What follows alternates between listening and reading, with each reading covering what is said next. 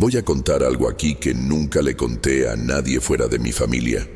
Siempre dudo si alguien va a creer o solo se va a reír nervioso, pero quien ya pasó por esto, entiende.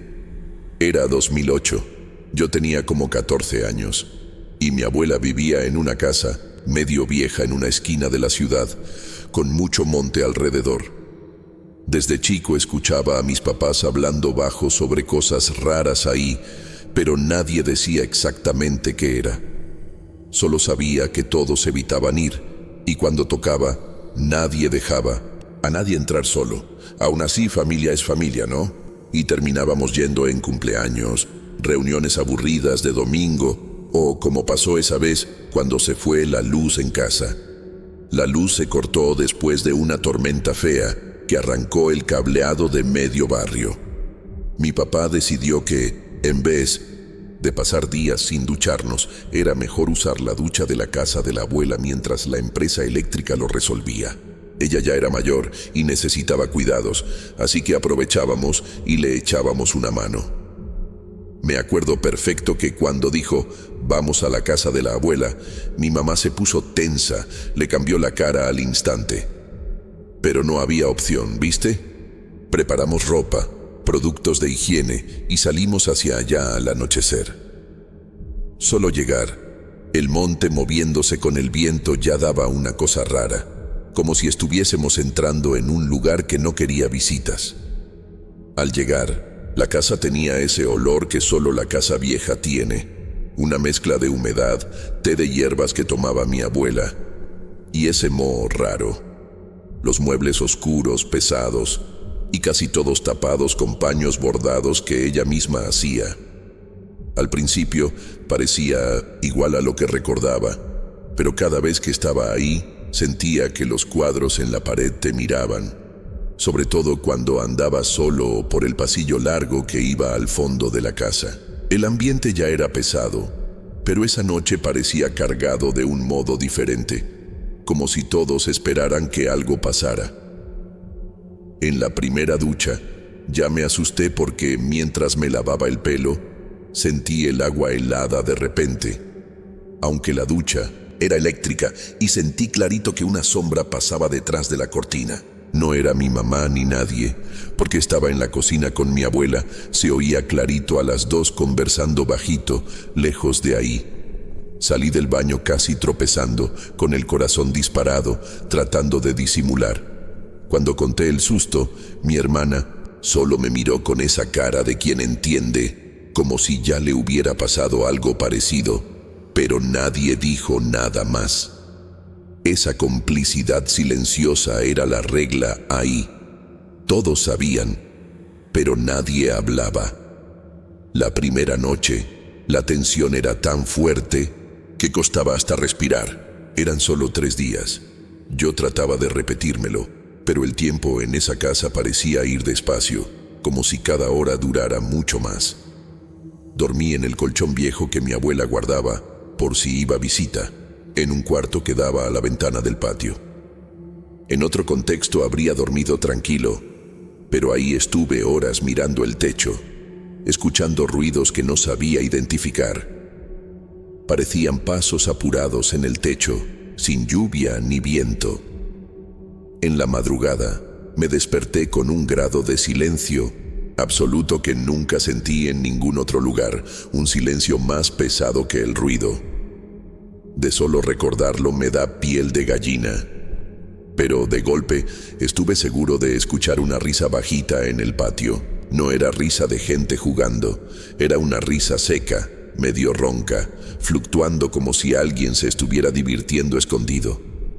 Quise creer que era solo mi imaginación, por los nervios, pero los perros de los vecinos empezaron a ladrar descontrolados después, como si también hubieran escuchado.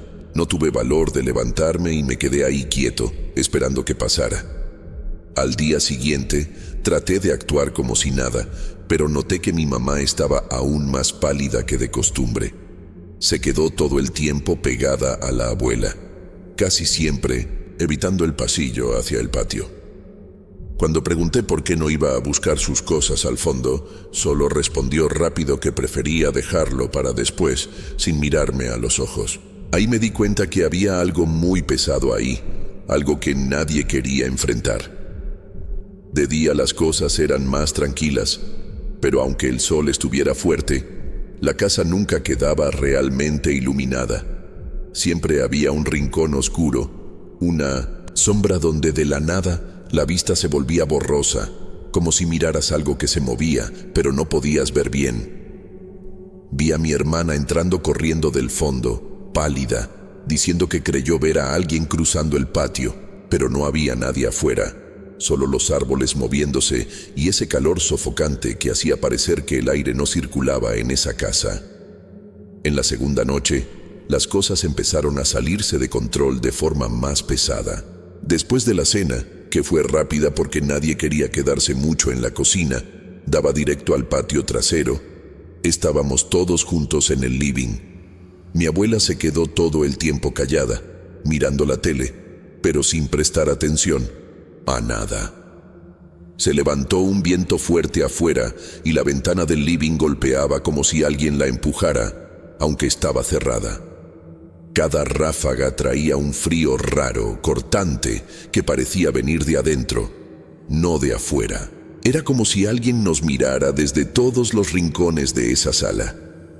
Intenté distraerme, me puse con el celular, pero de repente empezó a fallar, como si se quedara sin batería, pero no era el caso. Miré alrededor y me di cuenta de que solo mi aparato estaba raro, el de mi hermana normal. Ahí empezó un zumbido fino, como tele vieja sin señal, pero nadie encontraba de dónde venía. Para colmo, el cuadro del pasillo empezó a moverse solo, girándose despacio, como si alguien lo acomodara para que quedara torcido. Mi mamá se levantó rápido, lo enderezó sin decir nada, pero le temblaba la mano. Parecía que estaba al borde del llanto, de miedo o de vergüenza. Cerca de la medianoche, cuando todos intentaban dormir, escuché pasos pesados en el pasillo, como si una persona muy grande caminara de un lado a otro, arrastrando los pies. El suelo de madera hacía ruido fuerte. Forcé la vista por la puerta, semiabierta, pero no vi a nadie. Solo veías la sombra de algo más grande que un adulto, quieta unos segundos antes de desaparecer de una manera imposible, como si se desvaneciera frente a mis ojos. Sabía que mi familia estaba despierta también, por los sonidos de respiración agitada y susurros nerviosos de mis padres. Todos fingían dormir, nadie tenía valor para salir del colchón. Solo escuché bajito a mi abuela empezar a rezar el rosario, murmurando rápido como quien quiere convencerse a sí misma más que otra cosa. Las cuentas golpeando la mano hacían un sonido que parecía resonar en toda la casa. La madrugada fue larga. En un momento, escuché una puerta golpeando al fondo y pensé que era mi hermana yendo al baño. Pero ella estaba a mi lado, dormida o fingiendo. Me quedé duro, solo observando la sombra que entraba por la ventana, que empezó a proyectarse más, aunque no había nada afuera para formar esa imagen. Era como si alguien estuviera parado justo del otro lado del vidrio, mirando lo que pasaba. Cuando por fin amaneció, parecía que nadie había dormido bien. Todos con ojeras, hablando bajito, sin comentar nada. La energía seguía tensa, y mi mamá insistió en mantener las ventanas cerradas todo el tiempo, aunque hiciera calor. Cuando traté de salir a tomar aire afuera, vino atrás mío, y me dijo que no anduviera solo cerca del patio. Siempre estaba en alerta. En el segundo día, la tarde fue empeorando. Las cosas empezaron a desaparecer y aparecer en lugares absurdos. La chancleta de mi papá desapareció del living y apareció cerca del lavadero, afuera. Una cuchara apareció adentro del microondas que nadie usaba. Estaba roto hacía meses. Mi abuela decía que eran cosas de ánimas, pero si alguien preguntaba más, cambiaba de tema y se ponía a rezar, como si pidiera que la dejaran tranquila. Cada objeto fuera de lugar traía más peso al ambiente. Era como si la casa quisiera enloquecernos.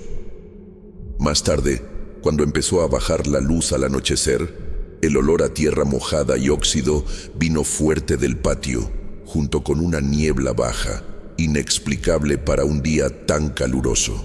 La sensación de estar vigilado era más fuerte.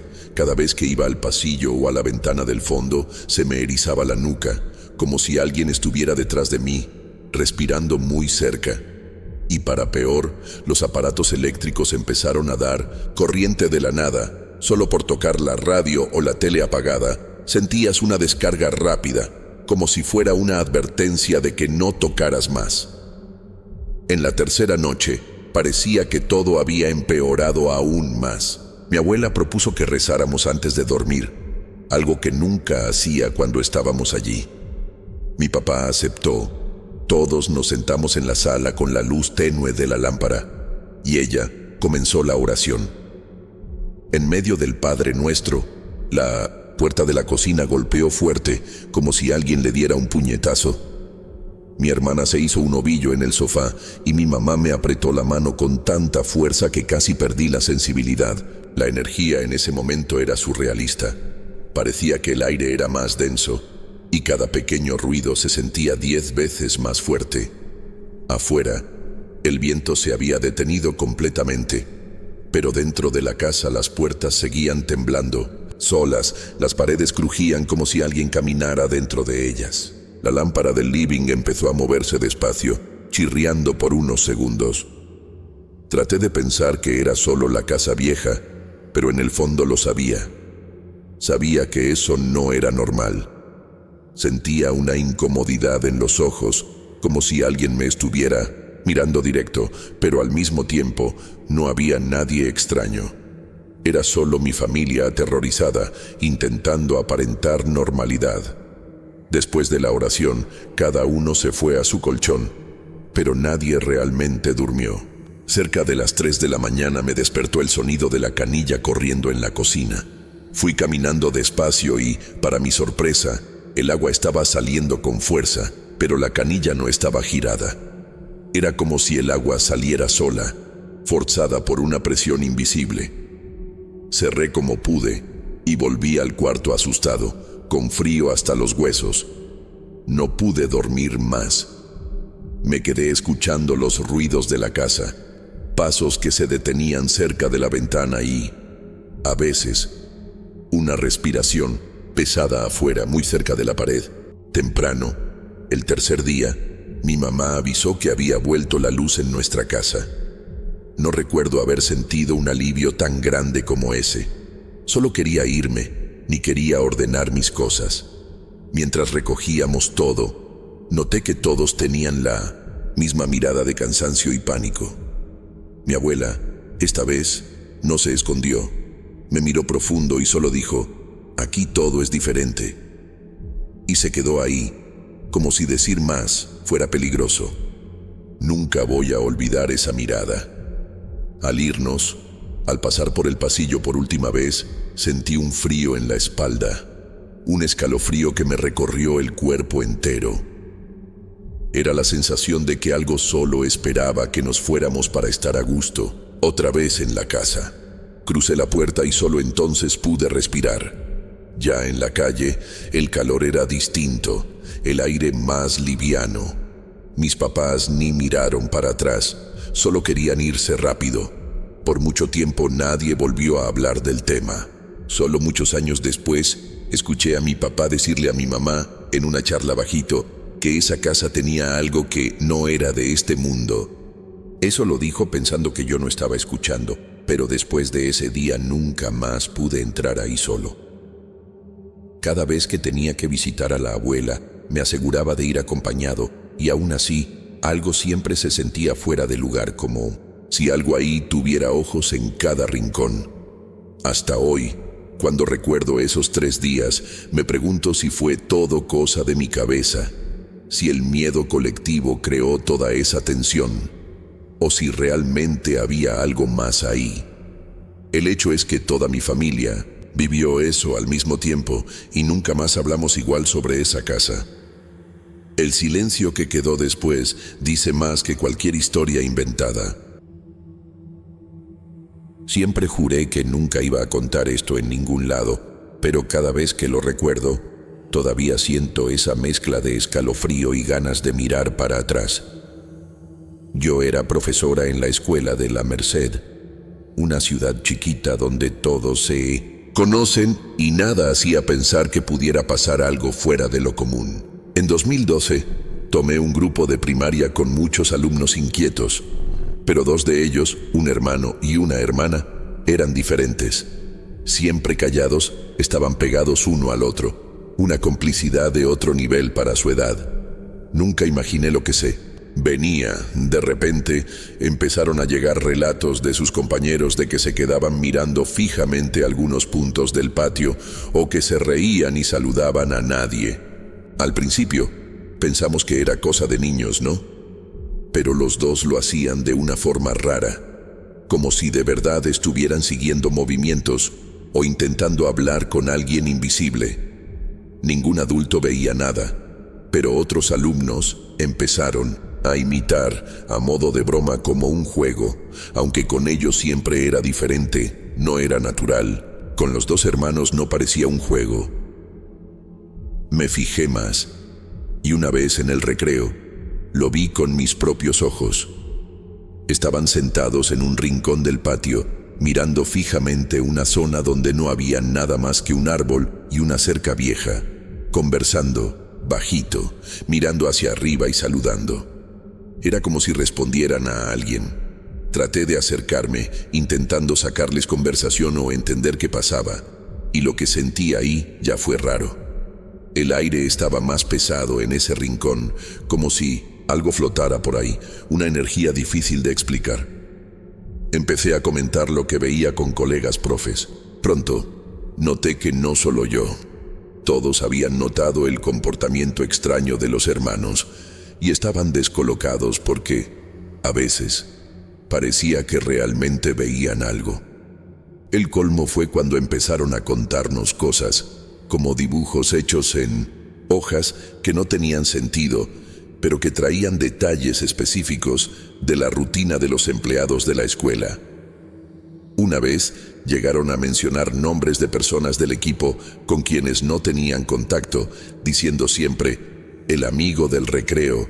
Lo contó. Llegó el momento en que tuvimos que llamar a los padres para charlar. Vinieron, escuchando atentos, pero con esa sonrisa incrédula que todo padre tiene cuando piensa que es solo imaginación infantil. Contamos todo, con detalles. Dijimos que no era broma ni exageración, que realmente parecían interactuar con alguien invisible. Agradecieron, pero se fueron sin darle mucha importancia, pensando que era cosa de niños, amigo imaginario, nada grave. Fue entonces cuando todo se salió de lo común. Un día, los hermanos vinieron a mí y a otra profesora y nos dijeron que sus amigos les contaron que una de las profesoras había llorado escondida en el baño porque se iba a otra ciudad. Detalle, era cierto, pero solo nosotras sabíamos. Eso, ninguna otra persona estaba presente en esa conversación. Eso nos dejó heladas. No había forma de que ellos supieran. Era algo muy personal y jamás lo tratamos en clase. El ambiente en la escuela se volvió realmente tenso.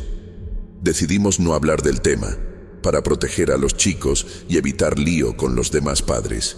Pero en una época en que la escuela estaba en obras y parte del edificio estaba cerrada, el baño viejo del fondo era solo para funcionarios. Un día, el hermano vino corriendo desesperado, diciendo que había visto a una mujer parada ahí adentro, mirándolo. Llamaron a la directora, vinieron otros profes y el pánico fue general, porque el chico estaba pálido, sollozando y decía que le había pedido salir de ahí, ni quería mirar hacia el baño. Nadie se animó a usar ese corredor en las semanas siguientes, del miedo que había. Fueron días en los que era difícil dormir en casa. Los profesores comenzaron a perder cosas personales. Las billeteras desaparecían, llaves que se iban y aparecían en lugares insólitos. Varios alumnos tuvieron escalofríos repentinos en clase, otros se enfermaron de repente sin explicación. La directora rogó que nadie mencionara el tema a los padres de los otros alumnos para no generar terror, pero todos sabíamos. La escuela nunca volvió a ser la misma después de esos meses. Con el paso de las semanas, nos fuimos acostumbrando a ese clima raro, pero nunca dejó de dar miedo. Era como si la escuela hubiera cobrado vida propia, cada pasillo con su propio secreto. Recuerdo un día que tuve que ir a buscar unos papeles al fondo, cerca del baño donde el chico vio a la mujer. No era un lugar donde me gustara ir sola, pero esa mañana me animé. Al cruzar la puerta, sentí un viento frío en la cara, totalmente fuera de lo común para el calor que hacía afuera. De golpe, el olor a tiza se mezcló con un aroma raro, dulce y podrido, como flor muerta. No encontré ninguna explicación lógica. Noté que los otros profesores vigilaban siempre a los hermanos. Ya no jugaban igual, estaban más callados y a veces se los veía cansados, como si la escuela les chupara la energía. Un día le pregunté bajito a la nena lo que ellos veían. Ella solo respondió mirando al piso. Ellos se quedan acá aunque nadie los vea. Quieren hablar. Nadie le enseñó eso. Era una sinceridad cruda, imposible de fingir. Eso me impactó mucho y me asustó aún más. Las noches se hicieron largas para todos. Incluso mis compañeros confesaban que dormían mal, soñando cosas extrañas, despertando con el corazón acelerado, como si algo hubiera ido de la escuela a sus casas. Hasta mi marido, que no tenía nada que ver, una vez se despertó asustado diciendo que escuchó niños susurrando en el living y estábamos solos. Se lo conté a otra profe y ella me dijo que sintió unas manos heladas en el hombro mientras corregía tareas. Parecía exagerado, pero ahí ya nada parecía imposible. En la semana más intensa, los objetos seguían desapareciendo. Lápices, gomas, libros enteros reaparecían en armarios cerrados, cajas de juegos o en el baño.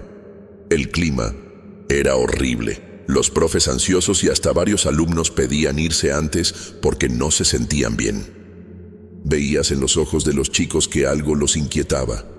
Hasta la directora, que era súper escéptica, empezó a evitar los pasillos del fondo y cada vez que escuchaba el nombre de los hermanos, se ponía incómoda, mirando al piso.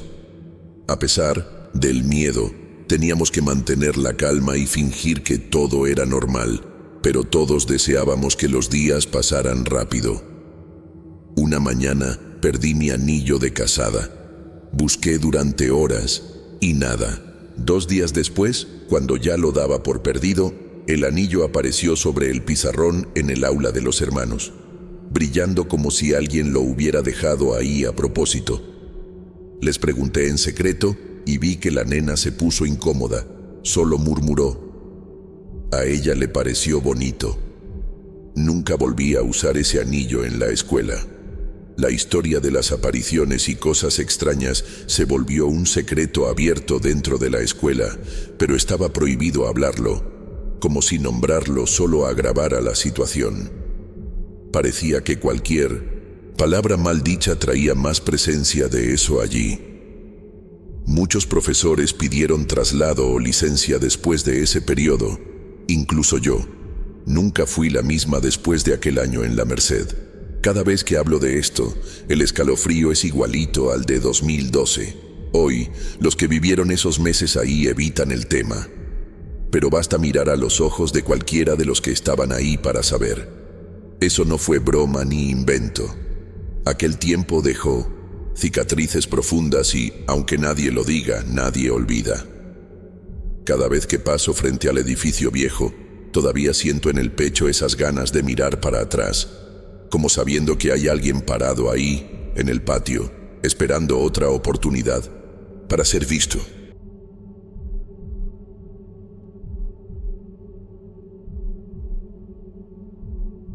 Mucha gente piensa que cuando una casa cambia de dueño, varias veces es por deudas o algún problema difícil. Pero los que viven hace tiempo en la calle Arteaga, en el barrio La Merced, en Torreón, saben que la historia es mucho más pesada. Durante mi infancia y adolescencia, nunca vi a nadie quedarse más de 2 años en esa casa antigua. Parecía hasta que tenía una especie de maldición, pero nadie hablaba de eso abiertamente. Las excusas siempre eran filtraciones, grietas o cosas así, pero en el fondo nadie lo creía del todo. La fachada de la casa nunca estuvo bien cuidada, ni siquiera cuando los dueños intentaban pintar o arreglar el portón. De noche era fácil notar que algo no andaba bien ahí. A veces, las luces de la casa empezaban a titilar sin motivo, aunque no hubiera viento ni lluvia. Focos enteros se quemaban en pocos días o se quedaban prendidos de madrugada, cuando nadie debería estar despierto. Quien pasaba por la calle de noche aceleraba el paso, del malestar que ese lugar provocaba. Mis padres siempre me decían que no mirara mucho tiempo hacia la casa cuando pasara, sobre todo después de las 11 de la noche. Los ruidos extraños empezaban a escucharse a esa hora, especialmente unos pasos pesados viniendo del fondo, como si alguien caminara, se detuviera y siguiera, siempre del patio hacia la puerta de la cocina. Un primo mío, que vivió un tiempo al lado, decía que se escuchaban hasta golpes en la pared, como si pidieran entrar. Lo que más alimentaba las charlas entre los viejos era la mujer del velo. Solo recordarlo me da escalofríos. Dicen que, en esos momentos raros en que el terreno del fondo estaba menos tapado de yuyos, se podía ver una figura blanca, con un velo casi transparente, parada junto al árbol más viejo del patio. Pocos se animaban a comprobarlo en persona, pero las historias se multiplicaban y siempre coincidían. Nadie lo comentaba fuerte, pero todos conocían a alguien que la había visto.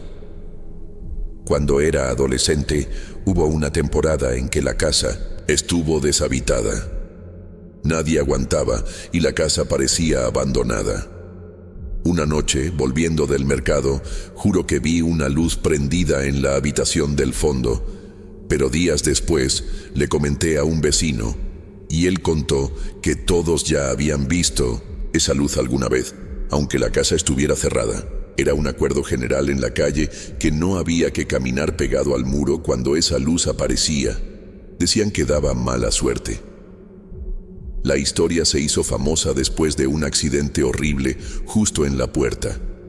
Un joven, en moto, perdió el control una madrugada y cayó feo enfrente del portón. Los vecinos salieron a ayudar, pero no sobrevivió. La tragedia salió en las noticias, pero lo que más se comentaba era lo que pasó después. Una señora, muy nerviosa, aseguró que en el momento de la caída vio a una mujer de velo blanco agachada sobre el chico tirado, como si le hiciera compañía o esperara a que se apagara para siempre. Después de ese accidente, los vecinos evitaron hasta pasar de día por la vereda de esa casa. El ambiente era aún peor. Empezaron a inventar teorías, que la casa era una puerta para cosas de otro mundo, que la mujer del velo era conocida en el barrio desde antes de que yo naciera y que nadie debía tentar a la suerte mirando mucho hacia el fondo. Por mucho tiempo, los chicos tenían prohibido jugar cerca del portón y hasta los carteros dejaban las cartas de lejos, tirándolas por la reja. Hubo un episodio que me quedó grabado. Debía tener unos 16 años. Fui con mi hermano mayor a buscar a un vecino en la casa de enfrente para jugar videojuegos. Mientras esperábamos en el portón, de espaldas a la casa embrujada, escuchamos 2 golpes secos del muro. Giramos los dos juntos y en ese instante parece que una sombra blanca pasó detrás del árbol del fondo. Se me heló la sangre. Nos miramos y sin decir palabra cruzamos la calle rápido, ni terminamos la charla del miedo. Con el tiempo, los propios nuevos dueños dejaron de justificar el ir y venir. Algunos hablaban de humedad, otros de ruidos extraños en la noche. Hubo hasta una señora que se fue diciendo que sentía a alguien respirándole encima cuando intentaba dormir. Nunca nadie se quedó ahí más de un cumpleaños. Así la casa fue ganando fama en todo el barrio, no solo en la calle. Ni mudanzas, ni arreglos de portón, ni flores cambiaron nada. El ambiente pesado volvía siempre en la primera noche. Lo más loco era cómo los viejos vecinos incluyeron la casa en historias para asustar chicos, tipo, no llegues tarde o te aparece la mujer del velo, o no te acerques al portón de noche. Crecí escuchando eso como advertencia real, no leyenda. Y mientras más la gente intentaba ignorar, más relatos surgían. Una vecina juraba que olía a velas quemadas al pasar. Otro decía que el perro no quería ir hasta el árbol del fondo. Todos sentían algo, aunque fuera un escalofrío, un detalle. Tonto que nunca olvidé es que la casa jamás tuvo jardín bonito. Ninguna planta sobrevivía en el patio, solo yuyos y ese árbol viejo y torcido, cada vez más seco. Decían que fue plantado junto con la casa, pero nadie lo sabía bien. Era allí, al fondo, cerca de él, donde acostumbraban ver a la mujer del velo parada, mirando a quien se animara. Después del accidente de la moto, nunca más caminé por esa vereda igual. Pasé años usando la opuesta, aunque mis padres protestaban. Yo fingía no tener miedo, cosas de adolescente, pero en el fondo, solo el que sintió esa energía sabe el terror real. Una vez soñé varias noches seguidas con la mujer del velo, como una secuencia. Ella parada, mirando, y yo en el sueño, intentando gritar sin voz. Hoy vivo lejos, pero mi familia sigue en el barrio y, a veces, cuando visito, paso por la calle. Arteaga. La casa sigue ahí, cambiando de dueño, con un cartel de "se vende" que nunca desaparece. A veces alguien se anima a pintar el muro o limpiar los yuyos, pero ninguno dura. Y cada vez que un nuevo vecino llega, los demás se miran y ya saben. Tarde o temprano, la rutina de luces titilando, ruidos y apariciones vuelve. Todavía no sé qué hay ahí, solo sé que la mujer del velo es tan parte de esa calle como cualquier vecino viejo, y sinceramente no sé si algún día va a cambiar.